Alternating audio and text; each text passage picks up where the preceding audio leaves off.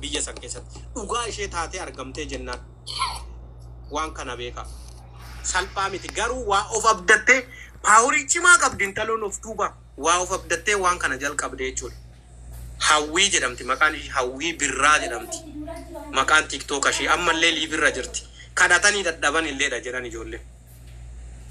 Warri tiimiin ishii immoo warra arrabaaf qophaa'ee taa'udha jechuudha. Warra arrabaaf of qopheessee taa'u qofa achi keessa deemaa jechuudha. Warri giiftii jala deemtanii kennitan warra itti cabsi haleeli itti xiqqaata boolla keessaa qofforree baasna awultii isaa buqqisna warri jettan hundi keessanuu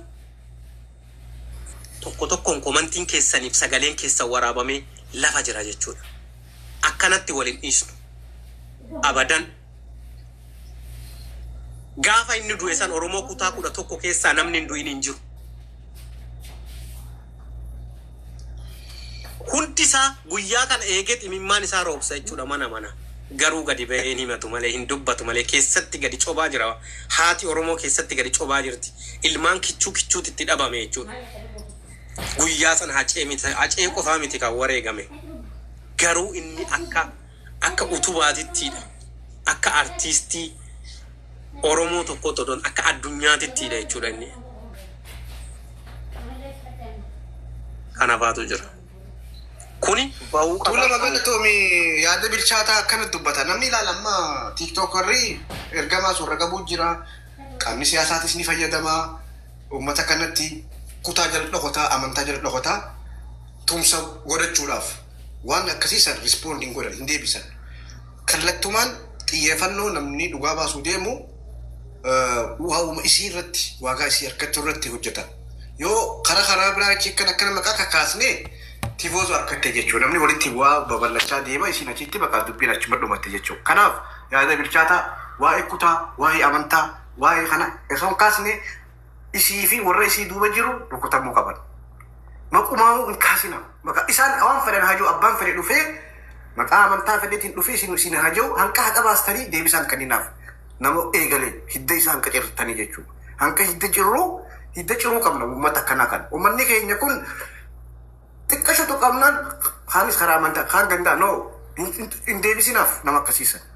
Kanaaf galatoomii yaada bilchaata dubbattee amantaa bakka buutu namni waan takka bakka jiru warra ijaaramee jiru amantaa fi amantaa walitti buusuuf kutaa fi kutaa walitti buusuuf ati kutaa shawaa rabsitaa walla gaarrabsa harargee bitaa jimaa rabsitaa sammuu dubbiin badde jechuudha.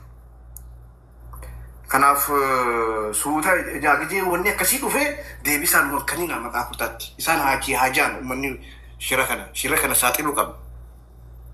Caasaa dheeraa qaban uummanni kun yeroo hunda ka Islaamaatis kiristaanaatis dhufeetuma Oromoo keessatti dhufee waan fedhe jaa. Saba isaatiif maan sabbaqne deemee irra guddaan isaanii itti qoratanii saba biraati. Akkasitti galatooma itti fufa. Hai jirtu. Fikir Honor. Tole Munira.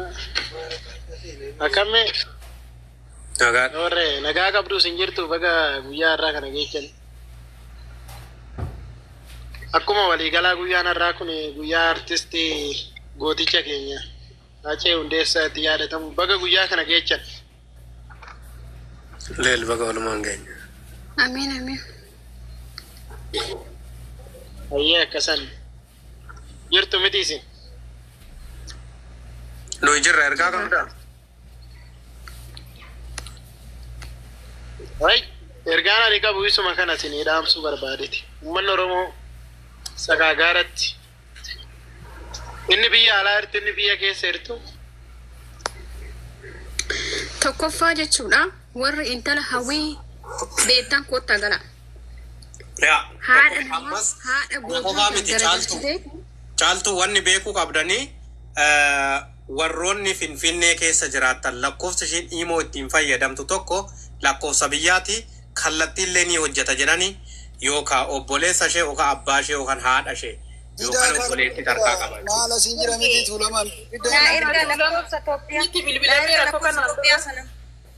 Itti bilbilameera qaxxaa mucaanii an harargeen jiraadha jedhe annama imoo kana fayyadamu iyyuu hin beeku jedhe yaadannoon gaafatee ture Ganaa teelee isa kattaas na'anii callu madanii irratti bilbilameera. Bakka fee asiraatu maal lafa jala hin jiraatin amma nuti kan barbaannu waa malee miti koodii kennee fi kan ittiin fayyadamsiisu jechuudha. Yookaan micayyoo beeka yookaan obboleessa ta'a yookaan iddoo. Ana naa arrabsitu haa galabbadhu. Dhaqiitii suuraa kiyya yoo barbaadde mataa miti lukaan dhaabe arrabsa jedhi haadha san akka ani haadha san laalee dhiiga boo'ee intalli haadha ishee qaltee nyaatte in argita.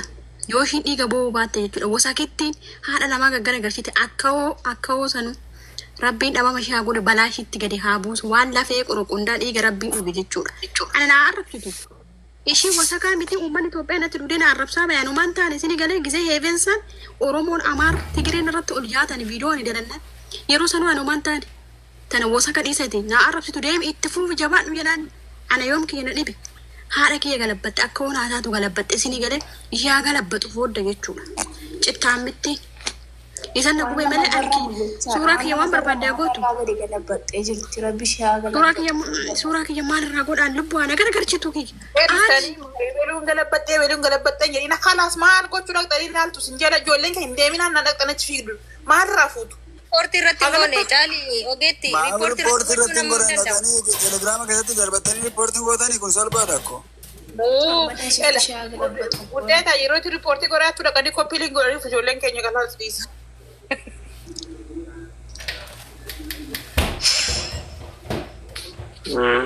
Namoota muraasatu quuqama qaba beektani. Namoonni muraasni laayifii yookaan waan guddina barbaada. Akaawuntii guddifachuu barbaada. Sobeefa fakkeessee jiraachuu barbaada. Namoonni quuqama dhugaadhaaf dhiiga dhangala'aa artistii kanaatiif dhugaa imimmaan isaa roobatu jiru nama muraasa. Nam beeka adda baase hin beeksisa namni akkasii.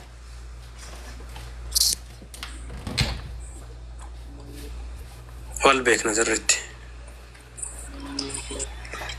Tuulama qoyme keessaan sin dubbisa. Intarneetiin hin jiru caalii telegiraamiin hin jiru. Ayni kun warra leenga tanu dhaqabe. Witin jedha. Amma dira kiran illee dhaqaba hoyti. Maalibbo gabaa keessa jirtamo. Na guys waan godhuu qabdan amma tattamaan itti deemuu danda'uu qabdan furmaata jiru amma illee fidanii dhufuu qaban. Ijoolleen amma waajjira deeman kun. Atattama keessatti guyyaa har'aa kana waan tokko dhaga'uu danda'uun qaban. Isuma dhugaan isinitti himaati. Afaaniin odoon ta'in gochaan.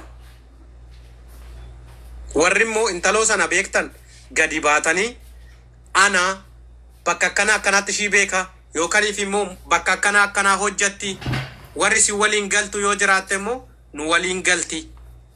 Naannoo akkanaa jiraatti naannoo akkanaa hojjatti jettanii namni informationii nu kennuu dandeessan galuu dandeessu ulaan banaadha. Lakkoofsa tokko katabadhaa. Intala Hawwii jedhamtu.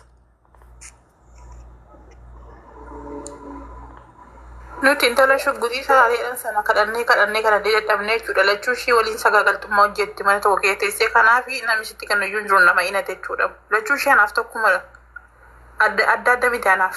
Lachuun ishii harroota. Kuni maal najjoodha safuutu najjoo maaliitiin seetan ishii taana ijoolleen najjoo oomii haceeqee kufii miti diina biraatti ta'e.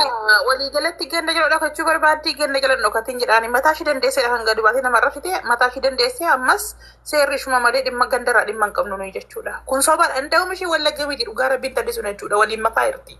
Kanaan dura shawaa dhalleetteetteedhaan amma moo deebitee wallaggatteette kun jechuun dhaaban qabdu uummata waliin gaaga'aa deemte jechuudha. Intaloon kun ergaa guddaa qabdi. Ergaa guddaa qabamtee dhugaan jiru baamuu warri beektan dhugaatti micayyoo kana adda durummaadhaan baastanii kennuu qabdan. Maaliifin waan baay'eetu jira waan ta'eef jechuudha. Waan baay'ee godhaa jira waan ta'eef jechuudha. Micoon tun paaworii cimaatu ishii duuba jira. Waa malee ishiin waan kana qabattee gadi hin baane. Rahima waan si kofalchiisetu jira natti fakkaate. Isheen kun illee shanyii isheedha. Isheen kun illee fakkaatudha yeroo darbee nu arrabsaa turte mana banatti sarittiin kun bulookii godha. Ol seeniiti atis taskaara kee achumaan si ba'amaa jechuudha laal. Kan amma kofaltu kana dhiiga si boochisna ammoo nuti. Bulookii as jalaas. Qoy qabadhaa. Rahimaa tana sirritti qabadhaa sirritti qoy. Sirritti qabadhaa namoota akkasii barbaanna nuti laal. Qabadhaa sirritti. Waa malee hin kofallee. Waa malee manni aaru jedha Oromoon. Sirriitti qabadhaa. Oi, suura isheen makoottu inda'uun bulookiin godhe miti.